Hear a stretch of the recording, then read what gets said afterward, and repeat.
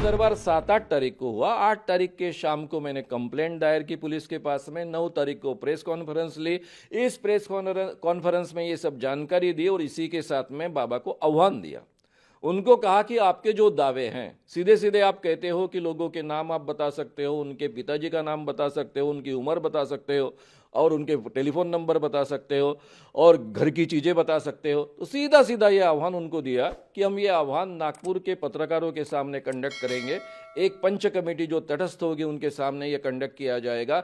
Ford and proof conditions के अंदर ये होगा ताकि कोई भी जानकारी आप तक ना पहुंचे, इस ढंग की व्यवस्था की जाएगी। और ऐन वक्त पर 10 आदमी आपके सामने हाजिर किए जाएंगे। उनके नाम, उनके पिताजी के नाम, उनकी उम्र और फ़ोन नंबर आप बताइए। और बाजू के ही रूम में जहां ये कंडक्ट किया जाएगा पत्रकार भवन में, उसके बाजू के ही रूम में हम 10 चीज़ें रखेंगे जिसका बाकायदा वीडियो रिकॉर्डिंग होगा और वो भी आप अपने दिव्य शक्ति से जानिए और बताइए।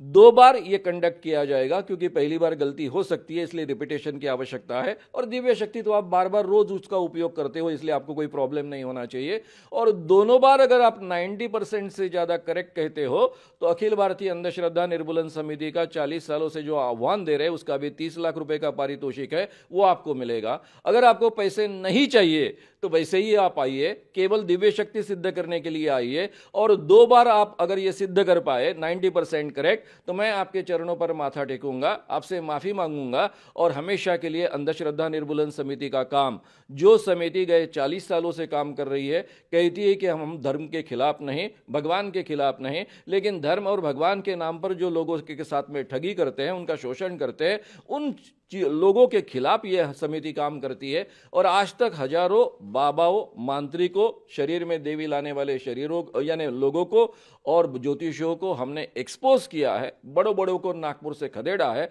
इसीलिए नागपुर को पोलखोल शहर कहा जाता है।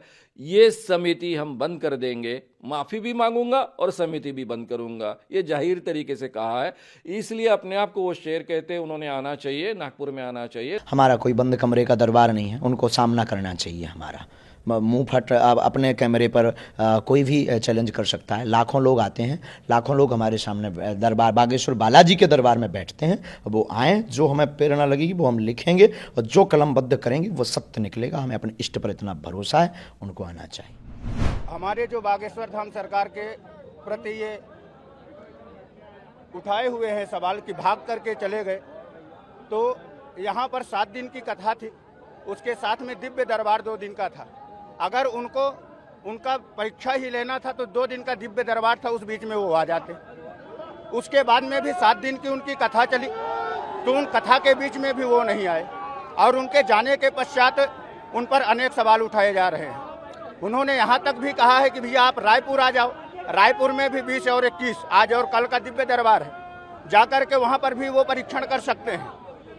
और अगर सनातन धर्म के प्रति, अगर किसी साधु संत प्रति, ब्राह्मणों के प्रति, किसी भी हिंदू भाई के प्रति अगर किसी भी प्रकार का आपत्तिजनक सवाल उठाए जाएंगे तो इसमें एक बार नहीं 1000 बार सभी हमारे साधु संत और ब्राह्मण और जितने भी हिंदू देवता हैं सभी लोग आकर के इसी प्रकार का आक्रामक करेंगे। आज जब सनातन के कोई बाबा आके चमत्कार की बात कर रहे हैं तब सवाल होता है। जब भी आज क्रिश्चियनों का जो चंगाई सभा लगती है उस पे कभी मानव सभाओं ने क्वेश्चन उठाया है?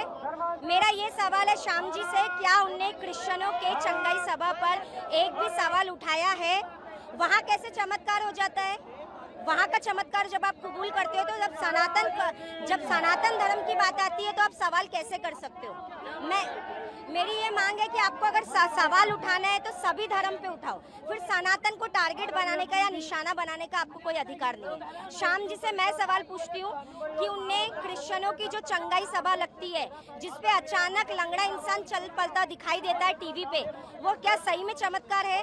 उनको पहले पूछिए आप कि ये सच है या झूठ, फिर आप हमारे पास आइए। हमारी मांग ये है कि जो इस तरह से हिंदू धर्म पे जिस तरह से झूठे आक्षेप लगाते हैं, जो कुछ पिछले सालों से इस तरह की परंपरा बन गई है, उन लोगों पर रोक लगनी चाहिए। और आज वो दिन नहीं बचा है जो पहले हिंदू धर्म पे आवाज उठाई जाती थी और हिंदू चुप बैठता था।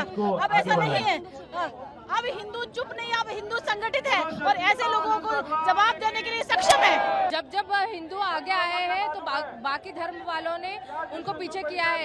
इतिहास जब शिरडी वाले साईं बाबा चमत्कार दिखाते थे, इतिहास में जब पानी से दिए लगाते थे, जब भी उनको पाखंड कहा जाता था, और आज भी वही हो रहा है। जब वो जाने के बाद उनके ऊपर इतना चढ़ावा और चादर चढ़ाने से कोई फायदा नहीं। जब वो जिंदा थे, जब मानव जैसे दानव तब भी थे और आज भी है।